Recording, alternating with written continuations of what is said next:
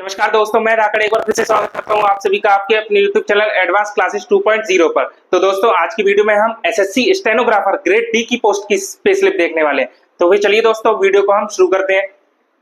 देखिए दोस्तों, stenographer grade D जो कि आप एसएससी का एग्जाम होता है steno grade C grade D का, उसके थ्रू लगते हैं।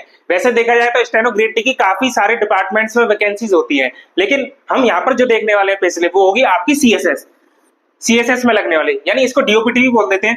वैसे जो वैकेंसी निकल कर आती है उसमें डीओपीटी लिखा होता है, लेकिन डीओपीटी सिर्फ कैडर कंट्रोलिंग अथॉरिटी है, वो बाकी सारी मिनिस्ट्रीज को अलोकेट करता है स्टेनोग्राफर्स को। ठीक है ना। अब देखिए, वैसे तो सीएसएस बोल दिया जाता है, लेकिन जो ये होते हैं स्टेनोग्राफर ग्रेड डी, इनका एक अलग कैडर होता है। क्या होता है इस कैडर का नाम? CSSS, central secretariat stenographer services. इस कैडर के अंदर सारे स्टेनोग्राफर होते हैं। सीएसएस कैडर सिर्फ एएसओ वाली पोस्ट के लिए होता है, ना कि CSSS के लिए। ठीक है, तो ये थोड़ा सा आपका बाइफर्केशन था। ठीक है, तो पे स्लिप क्या रहेगी आपकी? स्टेनोग्राफर इन सीएसएस। ठीक है, देखिए स्टेनोग्राफर ग्रेड डी जो आपकी पोस्ट होती है वो आपकी लेवल 4 की पोस्ट होती है। लेवल 4 की पोस्ट, जिसका बेसिक पे होता है आपका 25,500 रुपए। ठीक है, बेसिक पे बोले तो बेसिक पे का मतलब यही होता है कि आपकी ये बेसिक सैलरी है इतने रुपए। ठीक है, इसके बाद जो भी अलाउंसेस होंगे, डीए, एचआरए, ट्रांसपोर्ट, वो सारे इसी पे ऊपर कैलकुलेट होंगे। जितना कम आपका बेसिक पे होगा, बाकी सारे अलाउंसेस भी कम होंगे, और जितना ज्यादा होगा ये, और उतनी ही ज्यादा आपकी सैलरी बनेगी। ठीक है, इसका बेसिक मैंने बता दिया कि 25,500 होता है, लेकिन यहाँ पर इनका बेसिक पे देखेंगे आप, जिनकी पे स्लिप है वो 26,300 रुपए है। ऐसा क्यों है? देखिए, स्टार्टिंग आपकी यहीं से होती है, लेकिन ऐसा होता है जैसे ही आपको 1 साल हो जाएंगे, आपका एक इंक्रीमेंट लग जाता है। एक इंक्रीमेंट लग जाता है और इसका नेक्स्ट क्या हो जाता है? 26,300 रुपए हो जाता है। ठीक है, उसके बाद जैसे ही आपका अगला 1 साल हो जाएगा तो आपका एक और इंक्रीमेंट लग जाएगा, फिर आपका बेसिक पे और बढ़ जाएगा 27,100 रुपए।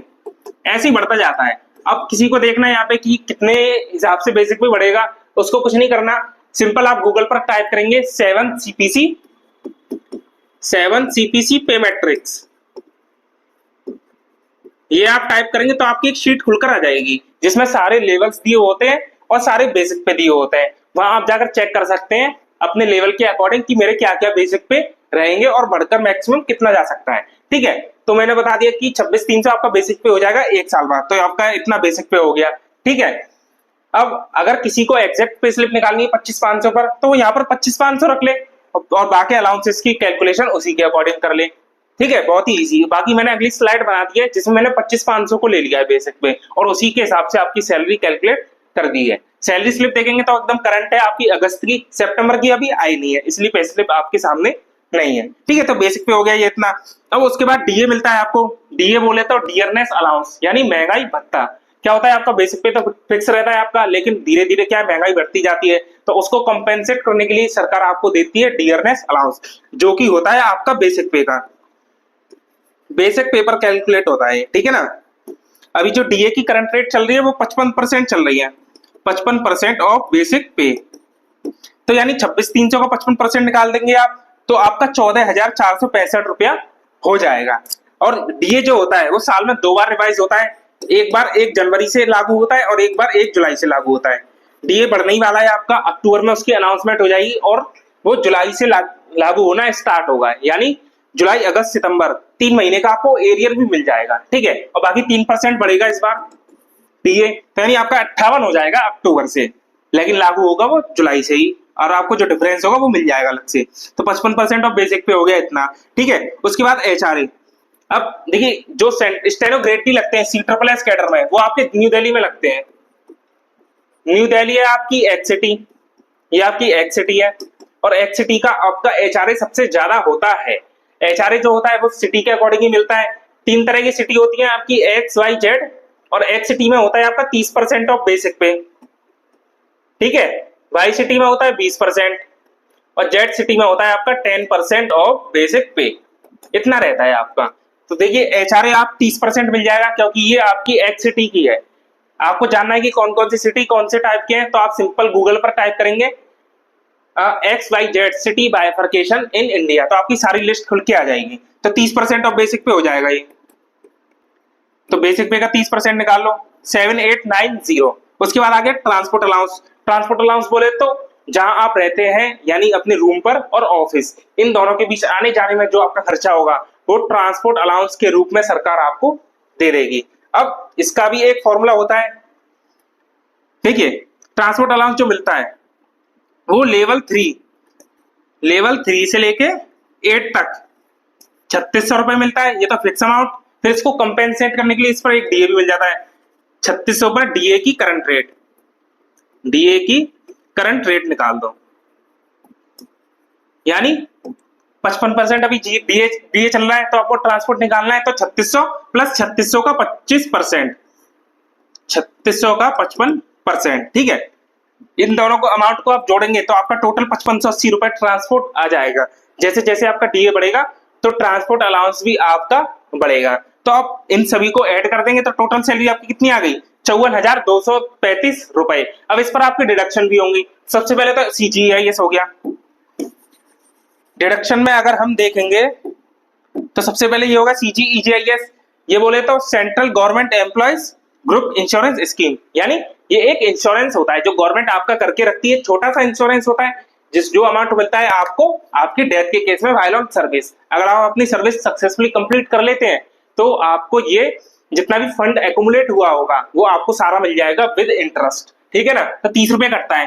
ग्रुप ए के एम्प्लॉयज के लिए कटता है ये 120 रुपया, और ग्रुप बी के लिए कटता है 60 रुपया, और सी के लिए कटता है 30 रुपया, ठीक है। लेवल 4 है आपकी ग्रुप सी की सर्विस, ठीक है। 4200 ग्रेड पे से आपकी ग्रुप बी की स्टार्ट हो जाती है, तो 30 रुपए कट गया। उसके बाद एम्प्लॉय टियर 1, इसको हम एनपीएस भी बोलते हैं। एनपीएस बोले तो नेशनल पेंशन सिस्टम, जो होता है आपका पेंशन फंड, ठीक है। ये आपका हर मंथ डिडक्ट होता है, और ये होता है आपका बेसिक पे प्लस डीए का 10%, इतना आपका अमाउंट कट जाएगा। तो इन दोनों को आप जोड़ेंगे, इसका 10% निकालेंगे तो आपका इतना एनपीएस कट जाएगा। उसके बाद आपका सीजीएचएस बोले तो सेंट्रल गवर्नमेंट हेल्थ सर्विसेज, इसका आपका सब्सक्रिप्शन अमाउंट होता है, ठीक है। इसमें क्या होता है, आपका सीजीएचएस कार्ड बनेगा और उसको दिखाकर आप जो भी सीजीएचएस के अंदर हॉस्पिटल्स आते हैं, बढ़िया बढ़िया हॉस्पिटल बड़े बड़े आते हैं, सारे आते हैं, ठीक है ना, उसमें आप अपना इलाज करा सकते हैं, और आपका जो भी अमाउंट बनेगा वो आपको अपने ऑफिस से रियम्बर्स हो जाएगा बिल लगाकर, ठीक है। तो इन सारे डिडक्शन को जोड़ेंगे तो आपका 4357 इतना अमाउंट कट जाएगा। अब आपको इनहैंड सैलरी निकालनी है तो इसमें से ये घटा देंगे, तो आपका 49,878 रुपए, लगभग 50,000 रुपए आपके हो ही गए।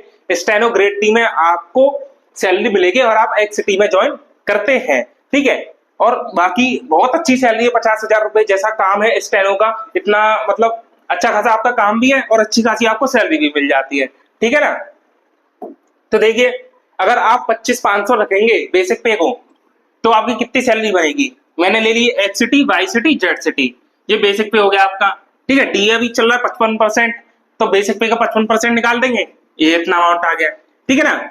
अब एचआरए होता है एक्स सिटी में 30% ऑफ बेसिक पे, वाई सिटी में 20% और जेड सिटी में आपका 10% ऑफ बेसिक पे, ठीक है। अब होता है ट्रांसपोर्ट, बड़ी सिटीज के लिए ट्रांसपोर्ट होता है 3600 प्लस डीए की करंट रेट 55% कर दो, और छोटी सिटीज में होता है 1350 प्लस डीए की करंट रेट, ठीक है। इस तरीके से होता है आपका। तो टोटल देखेंगे 52,755, 47,415 और ये। अब आपका डिडक्शन देखो, एनपीएस बेसिक पे प्लस डीए का 10%, सेम अमाउंट कटेगा। सीजीईजीआईएस 30 रुपए कटेगा और सीजीएचएस 250 रुपए कटेगा, ठीक है। तो टोटल करेंगे डिडक्शन का, सेम डिडक्शन रहेगी, इसमें कोई आपको अंतर देखने को नहीं मिलेगा। और इनहैंड सैलरी देखेंगे, एक्स सिटी की 48,522 रुपए, वाई सिटी की 43,182 रुपए और जेड सिटी की 40,632 रुपए सैलरी मिलेगी आपको स्टेनोग्राफर ग्रेड टी में, ठीक है। तो ये आपकी सैलरी हो गई स्टेनो ग्रेड टी की। अब बात करें 8th पे कमीशन की, तो मान के चलिए आप 8th पे कमीशन में लगभग 57,000 से 60,000 रुपए के आसपास आपकी सैलरी हो जाएगी, ठीक है। मैक्स टू मैक्स से अगर गवर्नमेंट बहुत ज्यादा खुश हुई तो 60,000 कर देगी, इससे ज्यादा आपकी नहीं होने वाली है। 57 से 60 इतनी आपकी रेंज रहेगी, ठीक है। बाकी जो बात हो रही है फिटमेंट फैक्टर वाली, तो वो 1.8 से 1.9 के बीच ही जाएगा, इससे ज्यादा आपको देखने को नहीं मिलेगा। जो आपको 2.57 वगैरह बता रहे हैं वो सब नहीं रहेगा, इतना ही रहेगा आपका। तो उसी के हिसाब से आप कैलकुलेट करेंगे तो 57-58 के आसपास ही बढ़ेगी। तो उतना ही मैंने आपको बता दिया। ठीक है, तो ये पेस्लिफ्ट थी आपके सामने स्टेनो ग्रेड टी की। तो दोस्तों अगर वीडियो आपको पसंद आया, वीडियो को लाइक करेंगे, चैनल को सब्सक्राइब और शेयर करना ना भूलें। तो मिलते हैं जल्दी दोस्तों नेक्स्ट वीडियो में किसी और अच्छे टॉपिक